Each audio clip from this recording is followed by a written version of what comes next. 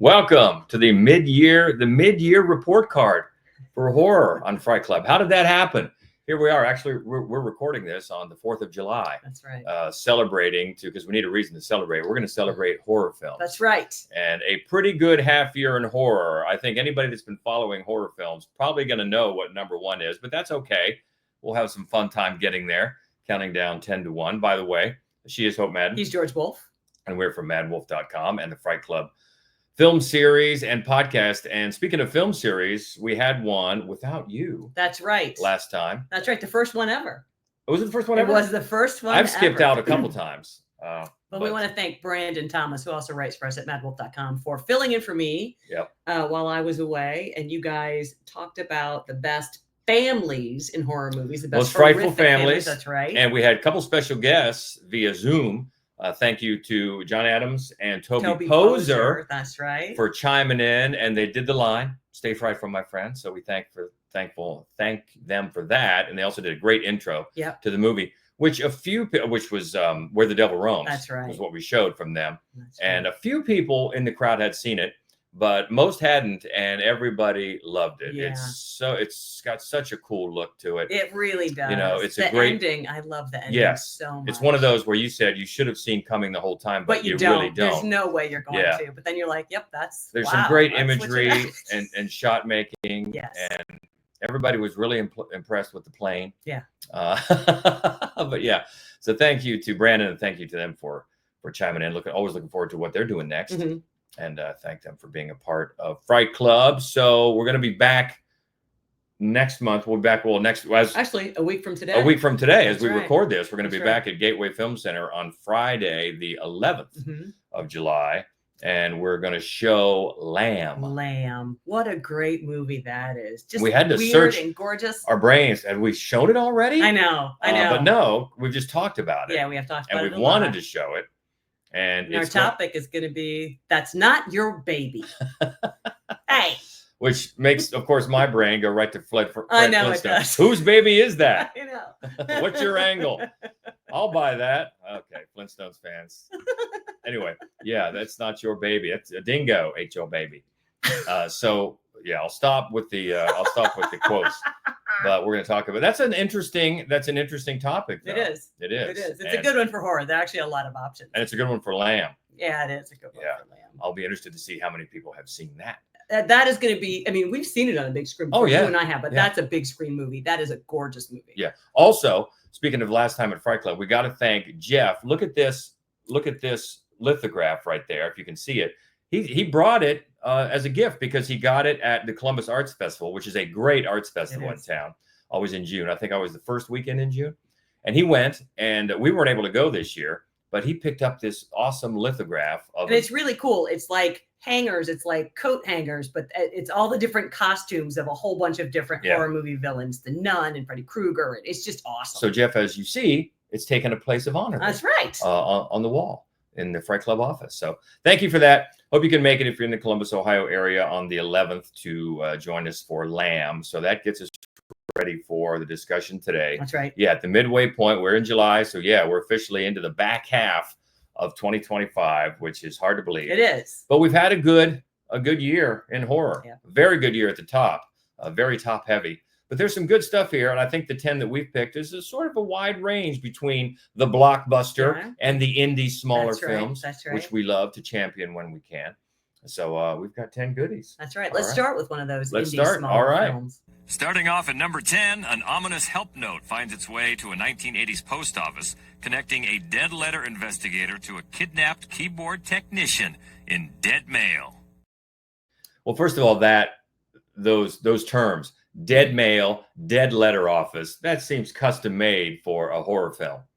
Yeah, it does. But what I think is amazing. So Joe DeBeer and Kyle McConaughey wrote and directed this movie, and it is the sort of lo-fi analog authenticity of its early 1980s small town Illinois post office setting is almost unnervingly authentic. Like you think to yourself, this didn't really happen, did it? Because this almost feels like a true crime story. Found footage. Then you're like, no, there's no way this really happened, because the story is basically the dead letter office in this small town in Illinois has like a secret back room where they call on maybe a spy, you know, and like they do all of this mystery solving about these dead letters. And usually it's because they think that the item that isn't getting where it's supposed to get is very valuable. And so they have a man who works there and he just does all these things to figure out where was it really supposed to go or who did it really come from.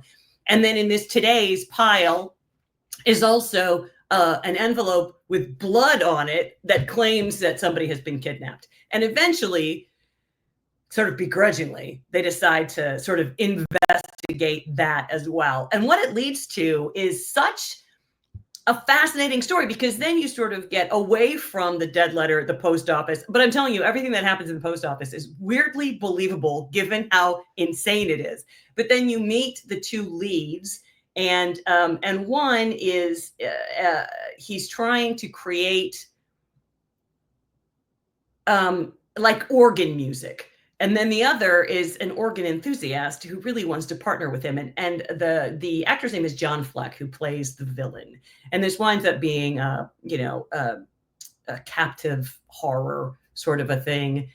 And I think one of the other like magical things about this movie is that no matter how wrong-headed the villain's choices are, the performance is so unbelievably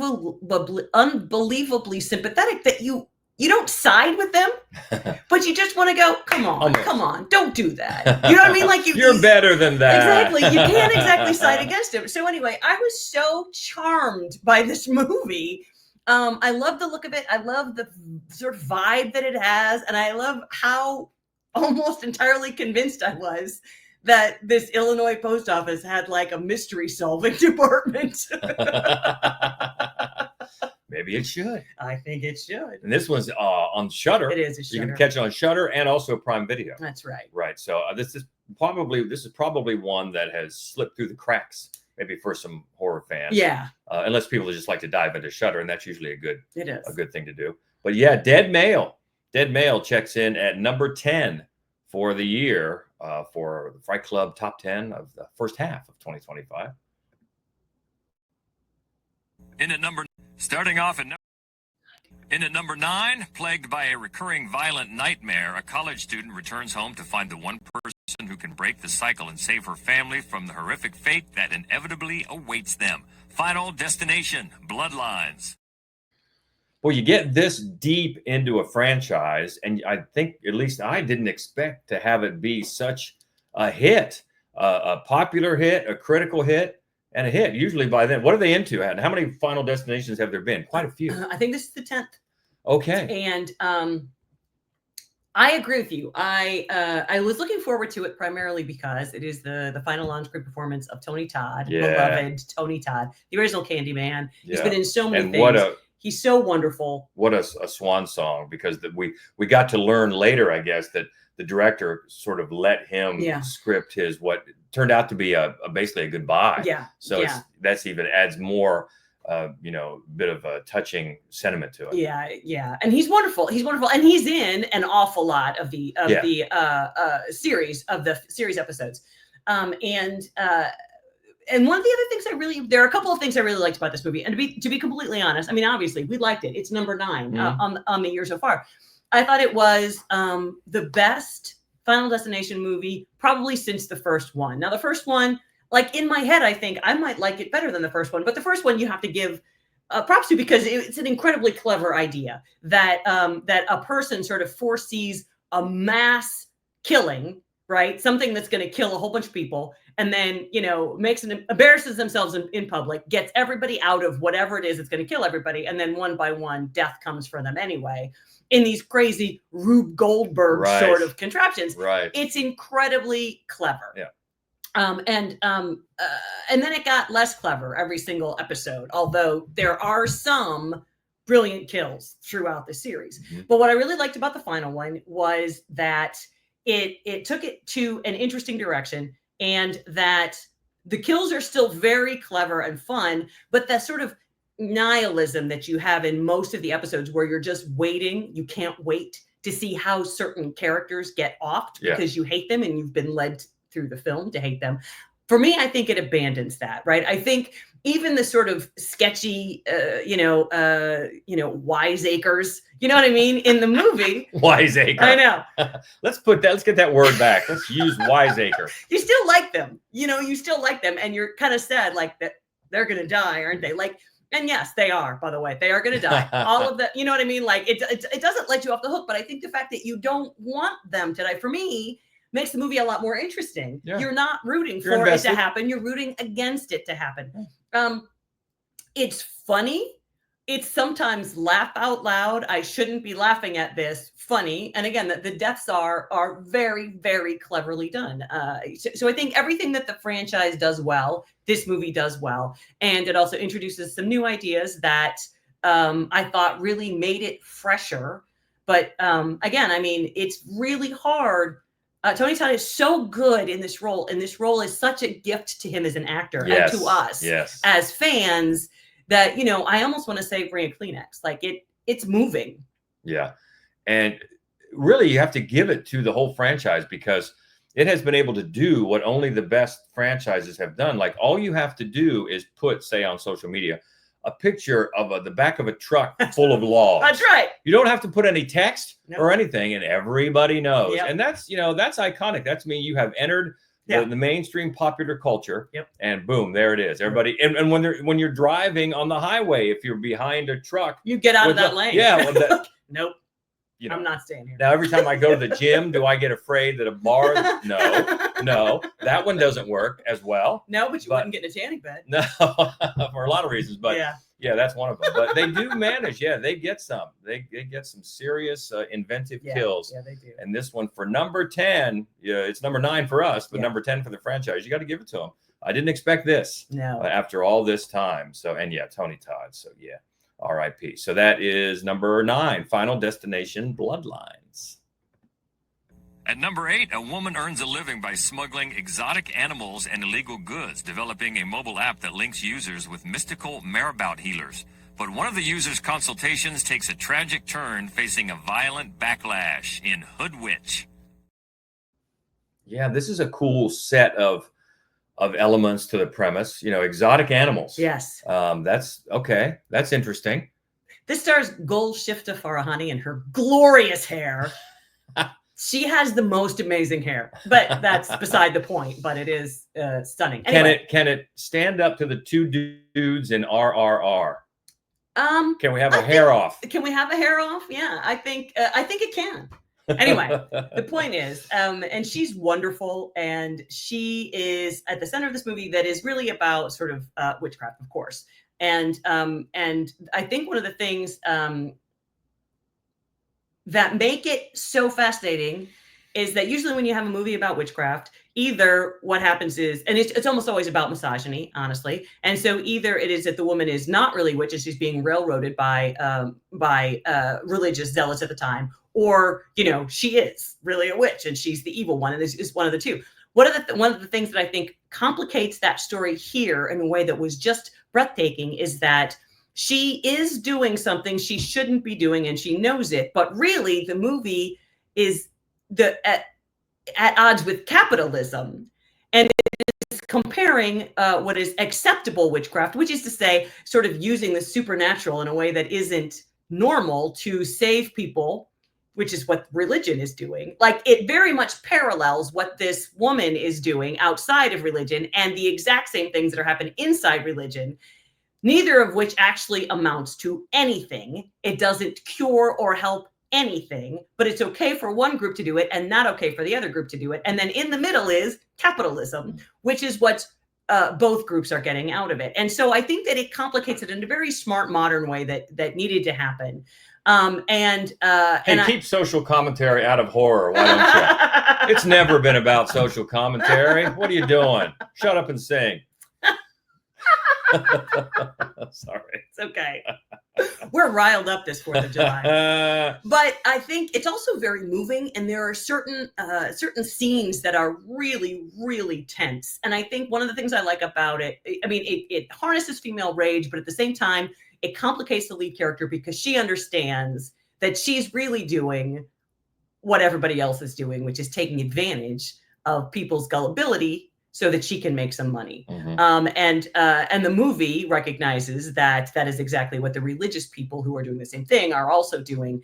And so at its heart, it's still that same witch story that we're used to, but it makes it much more modern and clear-eyed about it. And also the lead performance is just ferocious and amazing. And the co-writer, director, Saeed Belk Tibia. Okay. I apologize. Hope we pronounced that right. I'm sure I did. But you can catch this one. It's streaming now on Prime. So if this is another one, maybe a smaller movie that you missed, here it is. Yeah. It's on Prime. Was it ever in the theaters or was it always streaming? We saw it in the theater. Okay. That is Hood Witch in at number 8. At number 7, a weekend getaway with friends at a remote cabin turns into chaos after it's revealed that one of the party guests is not what they seem in Companion. Writer-director Drew Hancock is able to take several elements, several things, several themes that we've seen before and actually seen pretty recently and give them a new package that is really fun. It is really fun and well played out. I think, one of the reasons this works so well is because Sophie Thatcher, who we just saw last year in Heretic and was so great. Yep. And then Jack White, who we see in every third movie. We just saw him in a new one the other night. What was that? Oh, it was the Heads of State. Heads of State that's streaming this week. He's in that. Yeah. And they just both do a really good job. He's this sort of, you start out thinking he's just your everyday guy, and she is the companion that he has purchased. And she doesn't know that she's AI until shortly into the film. And then things go awry. And one of the things I think that makes this movie so fun and interesting is that rarely are we on the side of AI, but you are in this one. And it's a great feminist story. It's a little bit obvious. It's a little bit sort of telegraphed, but it's always fun. Yeah. And again, I think the two core performances are what elevates this above any of the kind of cliche that might have sort of brought it down. Yeah, it's got a real fun, mischievous kind of vibe. I mean, it covers some of the same territory, obviously, the Substance just did. Yeah. But in a totally different way. Yeah. And for some people, let's face it, for some people, this is going to be a lot more palatable than the Substance. Right. A lot more mainstream, but it still gets the point across. It does, for sure. Yeah. And I agree. Sophie Thatcher is great. Really, the whole ensemble is great. The directing, the pacing, you're moving. It never bogs down. The color palette also. Colors, yeah. The color palette, I think, and the way that certain things are framed recall this sort of weird nostalgia for the 50s and 60s that I think a lot of people use as an excuse to Stepford wife. The future. Yeah, it definitely takes that Stepford wife type of theme that we've seen play out in a lot of movies since then. Yeah. But in a different way, and we certainly don't want to spoil too much. You can probably guess when the companion figures out what she really is, and then you start to maybe root for the AI. And she's always got, you're right, that performance. She's always got that little twinkle where she's playing an AI, but at the same time, you can see her kind of working things out to play off the things that she knows, the stupidity of the people that she's up against, and she can outsmart them. Turns out pretty easily sometimes, and pretty painfully sometimes too. So it's fun, but again with social commentary. And of course I was being sarcastic. There's horror has been about social commentary since day one. So much of art period is, and it should be, and this has it as well, and it gets those themes across in a fun way. And it just was, and I don't think the running time, it's an hour and a half. It's an hour and a half. It's perfect. So it's just you're in, you're out. Yeah, exactly. And this one is available on Prime and also on Max, or it's back to HBO Max, isn't it? I don't know. We don't know. HBO/Max, and also Amazon/Prime. It's available now. So check it out. That is number 7 on our list this year. Companion. Yeah, we like that. At number 6, 4 interconnected stories set in 1987 Oakland, California will tell about the love of music, movies, people, places, and memories beyond our noble universe in Freaky Tales. Man, talk about something we didn't expect. Yeah. Like out of left field. Yeah. So much fun. This is, well, one of the reasons we didn't expect it is because of the filmmakers. Right. It's Bowden and Fleck. Right. Anna Bowden and Ryan Fleck. And we've liked what they've done going all the way back to, I mean, they started out with Half some Nelson, great indie Sugar, movies. Mississippi Grind. Yes, great stuff. And then they got handed the keys to Captain Marvel, Yeah. which I thought was good. Yeah. It's a good origin story for Captain Marvel. So didn't expect this. No. This is an anthology all about 1987, all about Oakland, California, which is where I believe Ryan Fleck is from. Right. And it's I mean, the timestamp is perfect. Oh, it is. It celebrates the time. It celebrates the setting, and it celebrates the music and different genres of Yeah. music too. You got your punk, you got your R&B, you got your hip hop, Yeah. and your pop rock. Yeah, and it's so surprising. You got one well-placed Metallica. And oh yeah, and it's so crazy where it goes because it's four stories, you know, anthologies, but a lot of it centers around this basketball player that unless you're a really hardcore sports fan, especially from back in the day, and I am, you know the name Sleepy Floyd, real guy. In fact, he's in the movie. He doesn't play himself. He doesn't play but himself, he is in the movie. but he is in the movie. And it turns out this imagines him having some serious ninja skills that he's called upon to use. And that's just one of the things, one of the ways it gets crazy. Yeah. But it does. Yeah. And you've got a great cast. I mean, Well, Ben Mendelsohn, who is in a lot of the Bowden and Fleck films. Pedro Pascal. Who is really good in this one. Of course, Tom Hanks has a very funny cameo. He does. Jay Ellis plays Sleepy Floyd. But it just goes in some crazy places. You get just from the beginning, you get to see some Nazis beat down. Oh yeah, which is great. That's super fun, and it's based on a true event that happened in Oakland, where these skinheads kept going to a punk club, and eventually the punks came out swinging, and not with their fists, with a lot of metal things that they had on hand, and it's so well choreographed, first of all, but it's so just fun to see Nazis get a beat down. Yeah, and then it's got this neon late 80s vibe. Yeah. And then you go to the hip hop club where these two girls, one of them is Dominic Thorne, I think.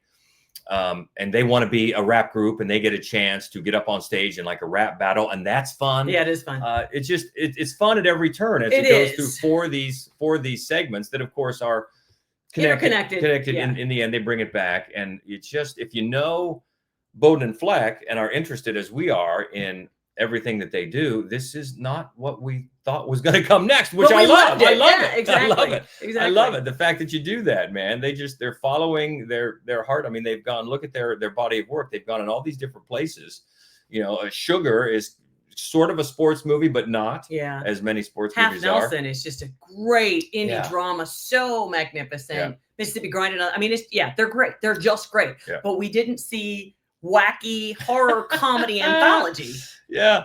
And a lot of times it has almost like a comic book vibe. It does, for sure. Yeah. You know, superhero comic book, especially toward the end. For sure. So there's no way we can describe just how crazy it gets, but you see a lot of freaky, exactly. Freaky tales, just star-studded, bloody music. If you love the 80s, you really can't go wrong with this. No, agreed. And this is streaming now on Amazon Prime. Highly recommend that. That is Freaky Tales. Into the top 5 now, with a brother and sister uncovering a terrifying ritual at the secluded home of their new foster mother. Bring her back. Latest from the Philippou. That's right. Brothers, who I want to party with, because we might have mentioned this before. When we saw this, it was one of those early screenings. So they had a pre-recorded message from the Philippou brothers, and just in about 3 minutes, they're nuts. Oh yeah, they're nuts. It was chaos. In a great way though, because we both love Talk to Me. Yeah. And this is not that. It's horror, but boy, the vibe, it's much more subdued. Yeah. It's much more of a slow burn, but so effective. Yeah. And it also is one of those deals where one of those films that lets you realize how great it is to have an Oscar caliber Oscar-winning actor come into horror, and we got it in Sally Hawkins. Yeah, it's really true. I mean, Sally Hawkins is great in every single thing she's ever done, and this is she plays the sort of foster mother who takes in this pair. The brother is almost 18, so really they're just he and his sister are just biding their time until he's old enough to try to become her legal guardian, and they can just get their own place, which is not what Sally Hawkins, Laura, has in mind. And this is set in Australia. And her character is a complicated beast. She really is. And I think that one of the reasons that the movie is as effective as it is because Sally Hawkins is more than up to the challenge. She makes this character very sympathetic and scary and all kinds of things at the same time. She's a very complicated character, and Hawkins is just perfect. Oh yeah. Yeah. And it takes a little while to get where it's going. And we also have to give props to the two actors that play the kids, and especially to the younger girl, because her character is visually impaired, as is the actor. And Sora Wong. And I think it's her first film. I think it is. Yeah, too. and then the brother, I forget who plays. Billy Barrett plays a brother. Yeah, but then there's also a third child. Oh yes. Yeah. Yes, the third child. Yeah, Jonah Red-Phillips plays the third child, who doesn't get to say much. No, he doesn't. But he makes an impression. He does. And so keep him away from the cutlery. Wow. That's the thing. When it does get where it's going, you are squirming in your seat. Yeah, it really gets uncomfortable. Yeah, it really does. But it takes a while to get there, but it's worth it when it gets there, which is different than their Talk to Me. I mean, Talk to Me was slam bang the whole time, which we loved. Right. We really like Talk to Me. Yeah. This one dials it down. Yeah, they're both preoccupied by grief. That that's the underlying current of both of the films. Yeah. Now, though, I will say there is a moment in this film that we both looked at ourselves when we were watching it. Oh, here comes the blah blah blah trope that we see so much. Yeah. Thankfully, it didn't go all the way to where we thought it would. And also, then I think it quickly upends a trope that I had expected to see, and it goes the other direction. So I think that it. I mean, it is a well. It is that one little misstep, but that thankfully didn't go all in on this trope that we see all the time.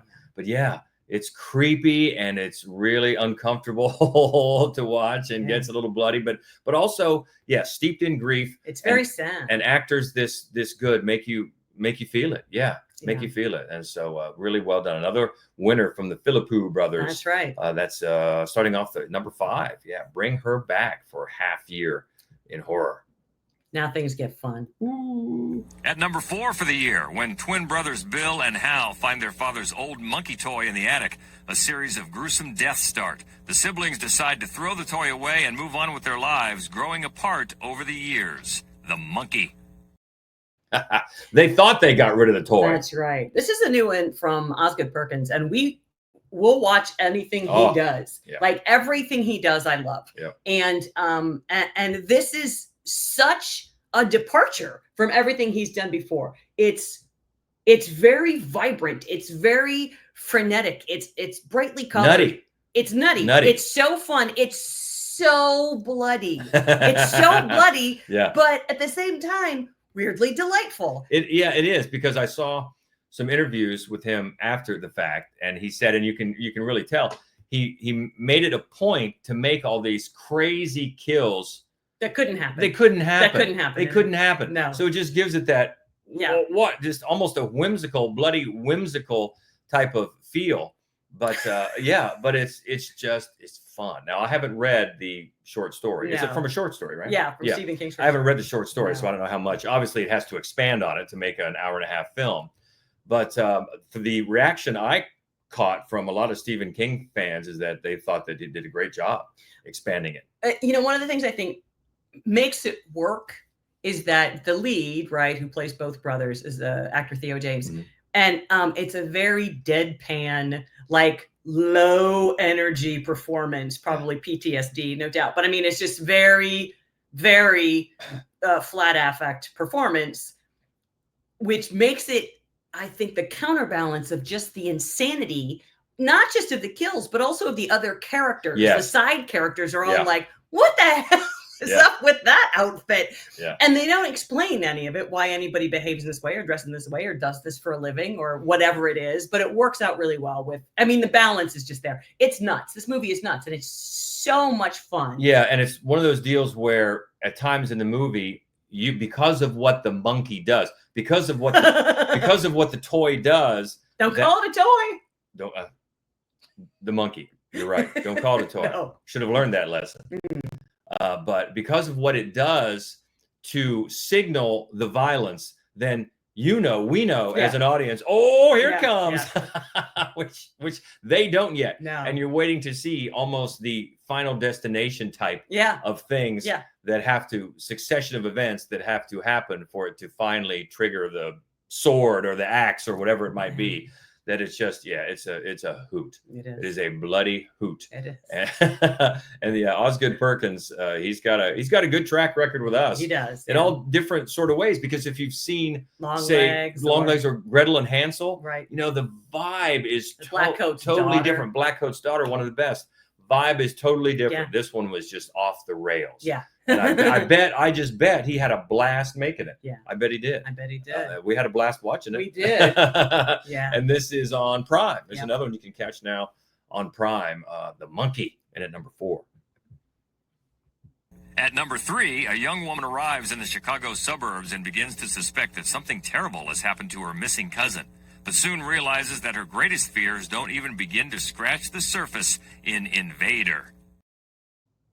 This is from writer-director Mickey Keating. We were so impressed by this movie. It's very short. The sound design from the first second has you on edge the whole time.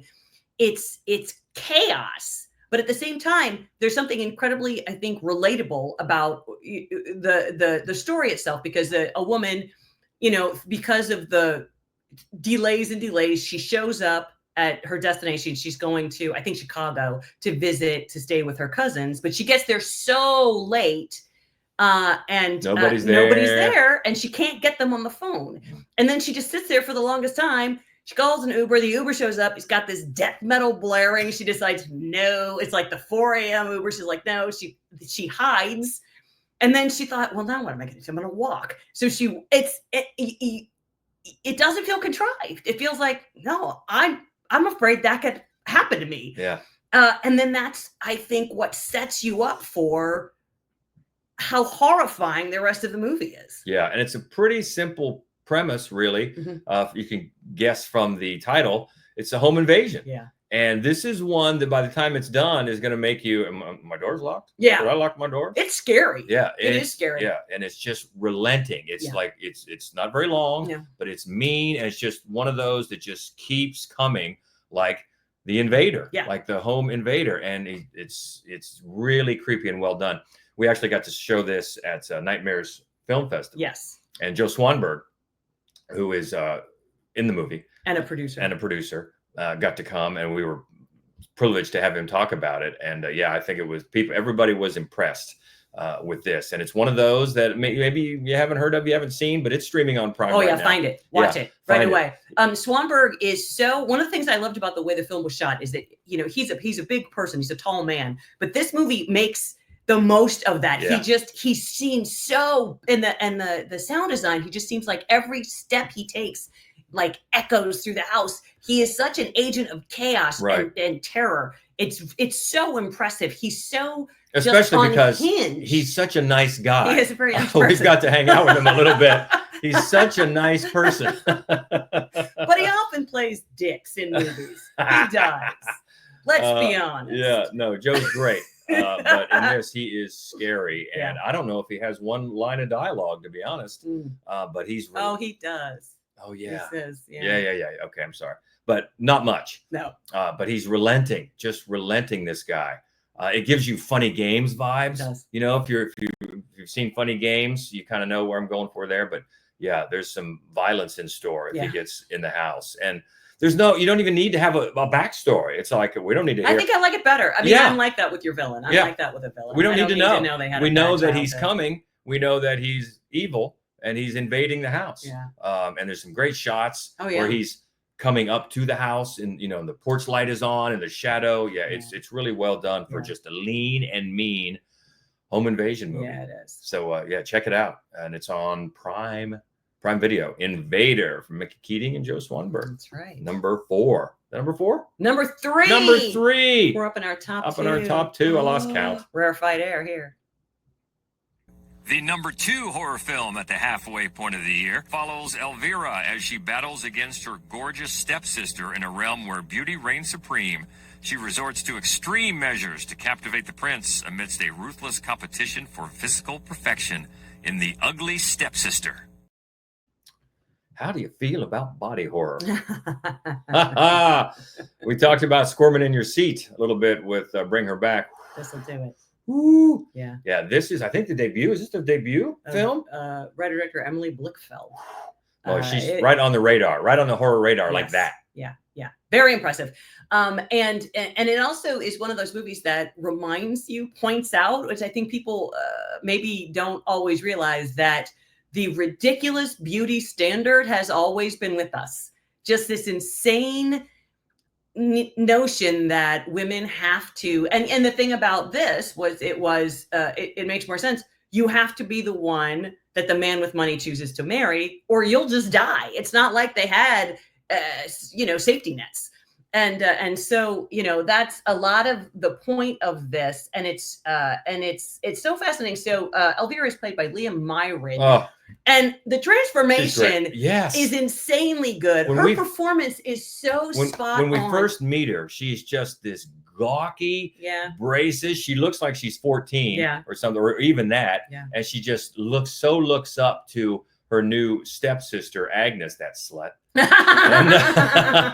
And she dreams, of course, of marrying the handsome prince. And then through events, it's a riff on Cinderella, if you haven't guessed already. Obviously, yeah. And then as events transpire, she has to be the one to hopefully carry on the family, marry them into wealth. And that means transforming not only her demeanor and her social graces, but her body. Transform it by any means necessary. And she's reminded that beauty is pain. Yeah. Oh my God. It's so uncomfortable, but it's so smartly done. And it's much more layered than it sounds, because while what's going on with Elvira and the choices that she's making and the choices that her mother is making on her behalf are horrifying, then you have a younger sister and you can see how she's reflecting on what's happening. And then the mother herself and also really Agnes, the Cinderella character, and how her it's not like a fairy tale. And also the other thing I loved about this movie is the prince and the way the writing reflects what a prince would actually probably have been like at the time, maybe even is like now. So I think it's very smart, but it's also, as a horror movie, really, really effective, like very squirm in your seat effective. Yeah, and she makes sure there are plenty of villains to go around. Oh, tons. It's not like, here's the good, the good person that we root for, and here's the evil. No, it's not so cut and dry. There's plenty of blame to go around and plenty of pain to go around. And this is a stunning debut. I'm going to be looking for what she does next, because this is very assured, especially taking something like this, Cinderella. And that's been done to death. Yeah, and really this theme is also very prevalent for obvious reasons, but here finds another way to make it relevant. And man, you don't forget it once you see it. And this one is available. Is it streaming now? It is streaming. I think it's also in Shudder. It is. Yep, you're right. It's on Shudder and Prime. So there you go. You got Shudder. Easy to fire that up. The Ugly Stepsister coming in at number 2. So that only leaves one. What could it be? And in at number 1, trying to leave their troubled lives behind, twin brothers return to their hometown to start again, only to discover that an even greater evil is waiting to welcome them back in Sinners. Now, this is not just the best horror film of the year. We also put together our just overall top 10 list of the year, and this ranks number 1 over there as well. It is just a masterpiece. One of the rare films that as soon as we saw it, we just said, well, we got to see that again. We did. And thankfully, we got to see it in 70 millimeter.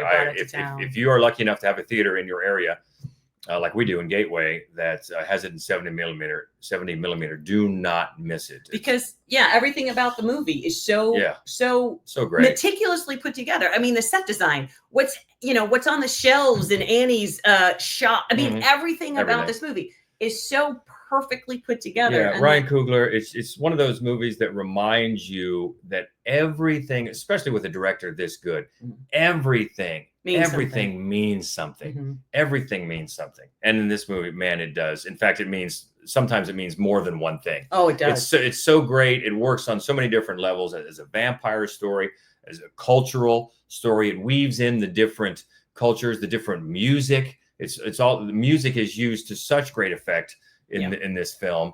The performances, of course, Michael B. Jordan playing twin, and how they're able to do that. Some of the shots, I even saw an interview where he talked about how hard it was to do the shot where they pass a cigarette back and you forth. watch that. It's just meticulous filmmaking and storytelling. And sure, it's a horror movie, so people make some dumb choices. That's going to happen. But it's so satisfying. It's bloody, and it's more of that social commentary, such intelligent commentary and themes and fun. And you can say that this type of stuff is fun. It is, especially those two scenes at the end. Yes, is fun.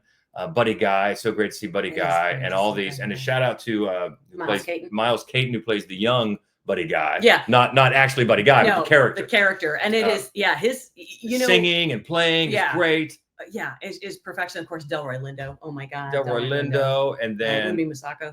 And then Jack O'Connell. Oh, yes. He's so menacing in a polite way. Oh, I'm so nice. We're just here. We just want to get inside and party with you. And then their crew, their musical heritage, and then it brings in the Choctaws. Oh yeah, it's just so well woven. All these pieces of the story. Yes. This is one that could deserve its own, and probably has spawned many of its own podcasts. It's one of those. It's a once in a many years type of film. Yeah. It really, is. I would like to see it nominated for plenty of Oscars, but if its screenplay does not get nominated for an Oscar, that's a crime, because it is such a meticulously written script. Yes, that is exceptionally executed on every level. Yep. From the music to the performances to just the cinematography and the look of every scene and the characters development. Some of the characters are smaller. They do not have maybe as much screen time, but you know them. Yeah. You know them, and you get to know their motivations and where they're coming from when it's a fight for survival. It's just so well put together. It better get a boatload of Oscars. It really should. Oscar nominations. It says so much without saying things. Like there's a scene where they go from the one store where the man is working, and then they follow his daughter across the street into the other store where his wife is working, and then they follow it back.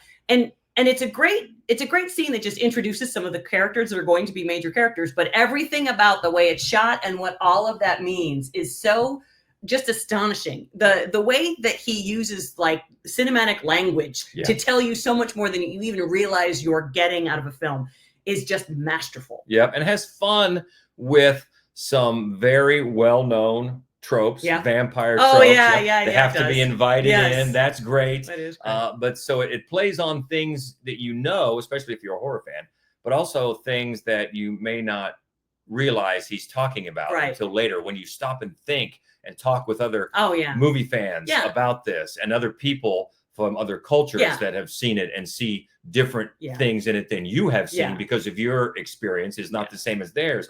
It speaks to everybody on different levels, and it's so well done. Yeah, you just don't see movies like this. You just don't. So if you haven't seen Sinners, do it. And it's one of those. It's so great to see how well it's doing. Yeah. Because once in a while that comes together. Yeah. When you get to see something that's so worthy of being seen, that is being seen by so many people.